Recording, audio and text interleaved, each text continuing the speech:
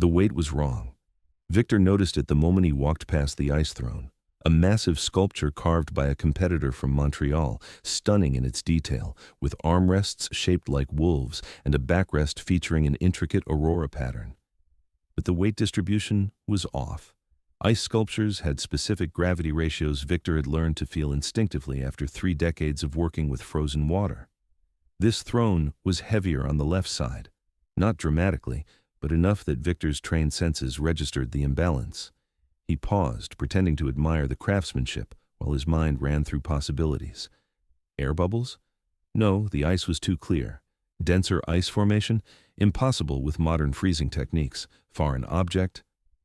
Viktor's blood went cold, and not from the Arctic temperature. He glanced at the festival schedule posted nearby. In 90 minutes, Senator Patricia Morrison would sit in this throne for official photographs. A longtime advocate for Arctic environmental protection, she'd been the festival's honored guest for 3 years running. And someone had just created the perfect assassination device, an ice sculpture that would melt under stage lights, that would be touched, photographed, celebrated, that could conceal a weapon no metal detector would find because everyone expected the throne to contain metal armatures for structural support.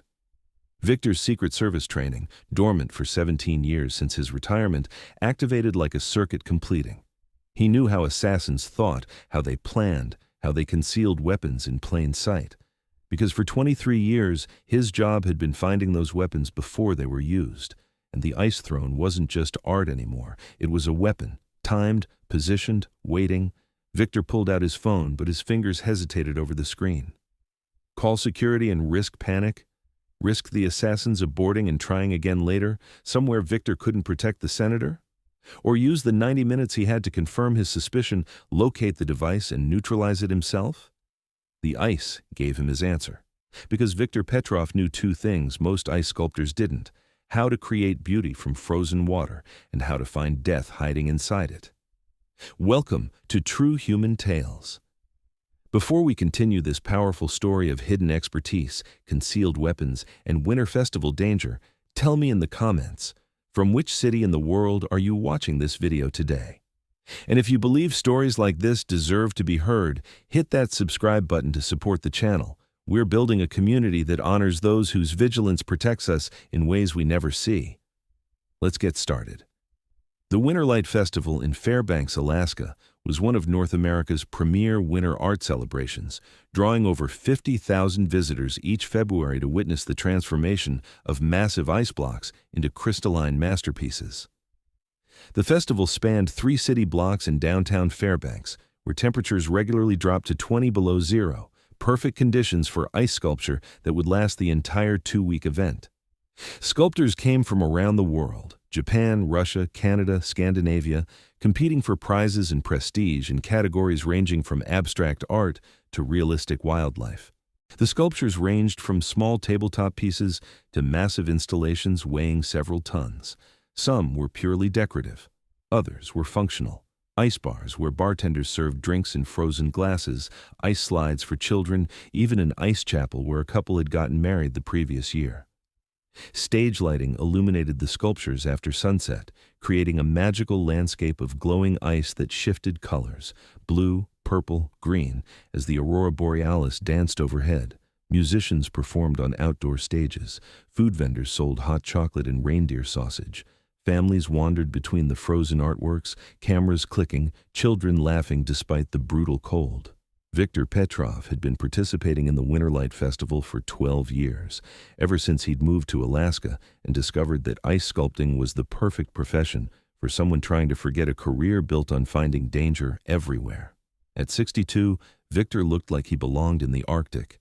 Silver hair, weathered face lined from years of working outdoors in sub-zero temperatures, hands scarred from thousands of hours wielding chainsaws, chisels, and grinding tools on unforgiving frozen surfaces.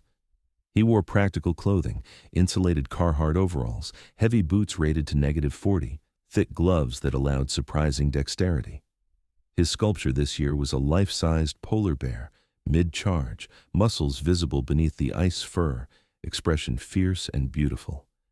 It had taken him 4 days of 16-hour shifts, and it was nearly complete, just detail work remaining on the face and paws. What festival visitors didn't know, what Viktor's artist biography and the festival program carefully omitted, was that before he became one of North America's most respected ice sculptors, he'd spent 23 years in the United States Secret Service Technical Security Division. From 1984 to 2007, Viktor had been a weapons concealment specialist, trained to detect firearms, explosives, and assassination devices hidden in places where most security personnel would never think to look. He'd examined presidential podiums for pressure-activated weapons, checked gift sculptures for concealed explosives, analyzed the weight distribution of furniture, decorations, and art installations that would be near protected individuals. He'd developed an almost supernatural ability to detect foreign materials in objects that appeared normal, could feel weight anomalies measured in ounces, understood how assassins thought, how they planned, how they exploited the blind spots in security protocols that assumed danger came from people, not from the environment itself. Viktor had been so good at his job that he'd been personally requested for security advance teams for 3 different presidential inaugurations. His threat assessments had prevented at least 2 confirmed assassination attempts, one involving a modified camera tripod, another involving a ceremonial sword that contained a spring-loaded firearm. But the job had cost him 23 years of seeing threats everywhere, of analyzing every object, every person, every situation for potential danger, of living with the knowledge that one oversight could mean a president's death. He'd retired at 45 with full benefits and commendations he never displayed, moved to Alaska, discovered ice sculpting through a community college class and found it strangely therapeutic, working with a material so transparent it couldn't hide secrets, creating beauty instead of hunting for death. For 15 years, it had worked. The hypervigilance had faded. The constant threat assessment had quieted. Viktor had become the peaceful artist he'd always wanted to be. Until today, when he walked past the ice throne and felt the weight distribution that triggered every alarm his training had embedded in his nervous system. Viktor circled the sculpture slowly, maintaining the casual interest of a fellow artist admiring a colleague's work. The throne was impressive, carved from a single 15-ton block of ice harvested from a nearby lake. The Montreal sculptor had created something that looked more like crystal than frozen water. But Viktor wasn't admiring the artistry anymore. He was analyzing the structure with the practiced eye of someone who'd examined thousands of objects for concealed threats. The throne's base was slightly asymmetrical. Most people would never notice. The artistic design incorporated enough organic curves and wolf motifs that asymmetry seemed intentional. But Viktor could see that the left side sat perhaps a quarter-inch lower than the right. Weight, distributed unevenly. He pulled out his phone and opened the Notes app, pretending to take artistic inspiration while actually calculating. A throne this size, carved from ice with this density, should weigh approximately 2,800 pounds. The base contact with the ground should distribute that weight evenly, unless there was additional mass on one side, something denser than ice, something metallic. Viktor's mind ran through possibilities, legitimate reasons for metal in an ice sculpture, structural armatures for complex overhangs, mounting points for lighting, decorative elements. But this throne didn't need structural support. It was carved from a single block. Didn't have integrated lighting. The festival's external lights illuminated it, and the Montreal sculptor's portfolio showed a preference for pure ice work with no mixed media. So why was there metal inside the throne? Viktor checked the festival schedule again. Senator Morrison's photo opportunity was scheduled for 3 p.m. It was currently 1:32 p.m., 88 minutes. He needed to confirm his suspicion without alerting whoever had planted the device. If he was right, if there was a weapon concealed in that throne, then the assassins were probably watching, waiting to ensure the senator sat in exactly the right position. Viktor walked to his workspace, grabbed his tool bag, and returned to the throne. To any observer, he looked like a sculptor examining a colleague's technique, maybe taking measurements for his own future work. He set down a small digital scale, ostensibly for weighing ice samples, actually a precision instrument capable of detecting density variations. Pressed it against the throne's base in 3 different locations. The readings confirmed it. The left side was 8.3% denser than pure ice at this temperature. Viktor's hands didn't shake. His breathing stayed controlled, but his mind was racing through scenarios, protocols, threat assessments that he'd thought were buried forever. A device embedded during the freezing process, probably 3D printed from ceramic or composite materials that wouldn't trigger metal detectors, positioned exactly where the senator's torso would be if she sat in the throne. Activated by pressure, timer, remote trigger. He needed to see inside the ice without destroying it, obviously. Needed confirmation before he involved security and potentially caused a festival-wide panic. Viktor pulled out his ice-carving inspection light, a high-intensity LED designed to illuminate internal structures in ice blocks. He moved it slowly along the throne's left side, watching how light refracted through the crystalline structure. There, 6 inches deep, roughly where the senator's chest would be if she leaned back in the throne, Viktor saw a shadow that didn't belong. Not an air bubble, those were spherical. Not a crack, those were linear. This was geometric, manufactured, deliberately placed. Viktor's phone buzzed. Text from the festival director. "Viktor, can you introduce Senator Morrison during her 3 p.m. photo op?" Short speech about winter art. His fingers hovered over the keyboard. If he refused, it might tip off the assassins that something was wrong. If he agreed and was wrong about the weapon, he'd look paranoid. If he agreed and was right, he had 82 minutes to stop an assassination. Viktor typed, "Happy to. Will prepare remarks." Then he called a number he hadn't dialed in 17 years. The Secret Service field office in Anchorage. "This is Agent Reeves. How can I help you?" "This is Viktor Petrov, Agent Identification TS4782, retired 2007. I need to speak with the protective detail for Senator Patricia Morrison immediately. I have a credible threat assessment for an event scheduled in." He checked his watch. 80 minutes. There was a pause. "Sir, can you describe the nature of the threat?" "Concealed weapon in an ice sculpture, designed to appear as festival art, positioned for a targeted assassination during a scheduled photo opportunity." "Sir, I spent 23 years detecting concealed weapons for presidential protective details. I know what I'm looking at. And I need someone who understands threat assessment to take this seriously before a senator dies in front of 50,000 festival attendees." Another pause. Then, "Hold, please." 30 seconds later, a different voice. "This is Special Agent Chen, Senator Morrison's detail lead." "Mr. Petrov, I've confirmed your credentials. Explain what you found." Viktor described the weight anomaly, the density variation, the geometric shadow visible under inspection light. He spoke in the precise technical language of threat assessment, using terminology that only someone with his background would know.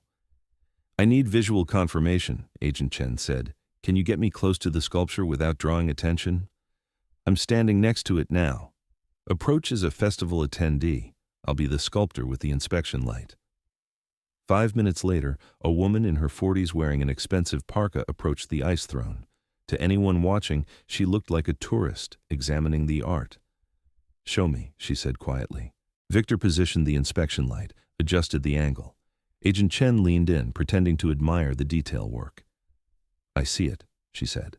Her voice was controlled, professional, but Viktor heard the tension. "That's not ice." "No." "Can you extract it without triggering it?" Viktor studied the structure. "I'd need to cut through 6 inches of ice, with precision, without vibration that might trigger a pressure sensor. It's possible, but risky." "Riskier than letting the senator sit in that throne?" "No." Agent Chen spoke into her radio, voice barely audible. "Code Silver. Confirmed device. Initiate Protocol 7. She looked at Viktor. "We're evacuating the senator." Discreetly. "But I need that device extracted and analyzed. If there are others, I understand. Can you do it?" Viktor looked at the ice throne, at the beauty that concealed death, and felt the weight of skills he'd hoped never to use again. "I've done it before, just never in ice." "How long?" 30 minutes, maybe 40 if I'm careful." "You have 20. After that, we're bringing in the bomb squad and evacuating the festival." Viktor nodded. "I'll need privacy. Clear the immediate area, but keep it casual. Rope off for artistic adjustments." Within minutes, festival volunteers had established a perimeter around the throne, apologizing to tourists about unexpected maintenance work. Viktor assembled his tools: precision ice saw, surgical chisels, inspection mirror, container with temperature-controlled foam.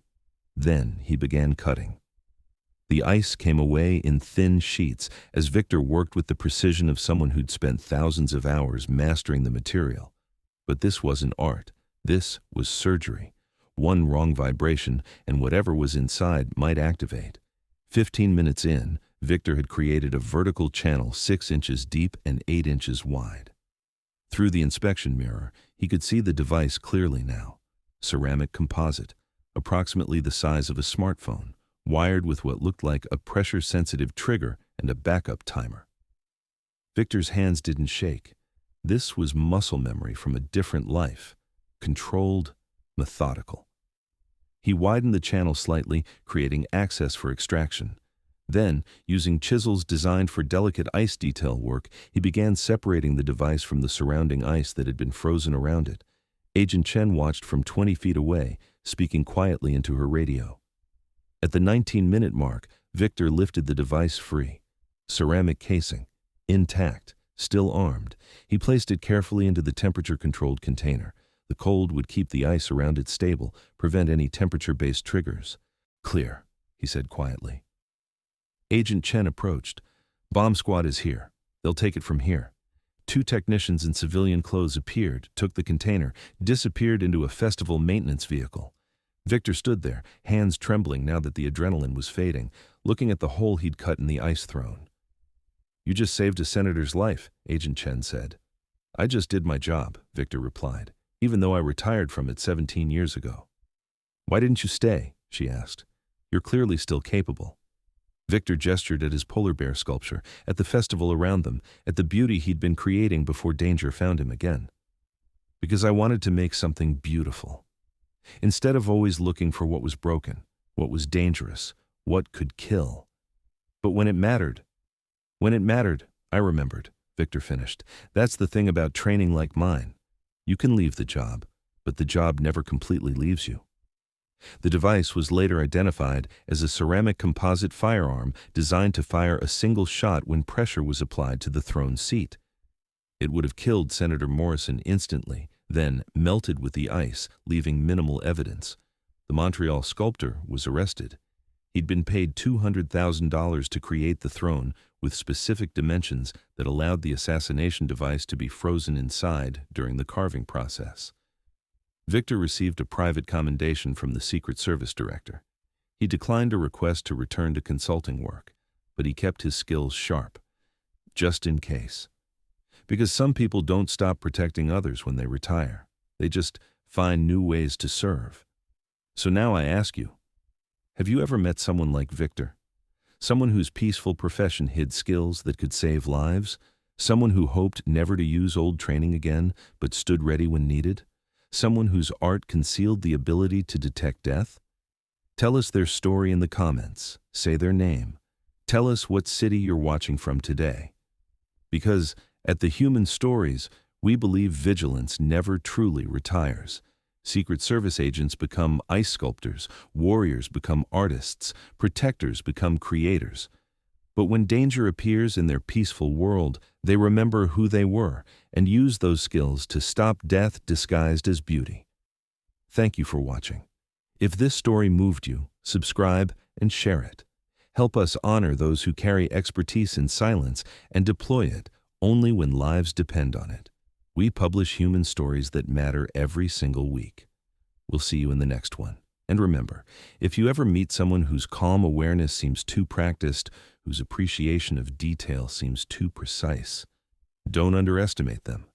Because some people see what others miss, and sometimes that ability to see saves lives.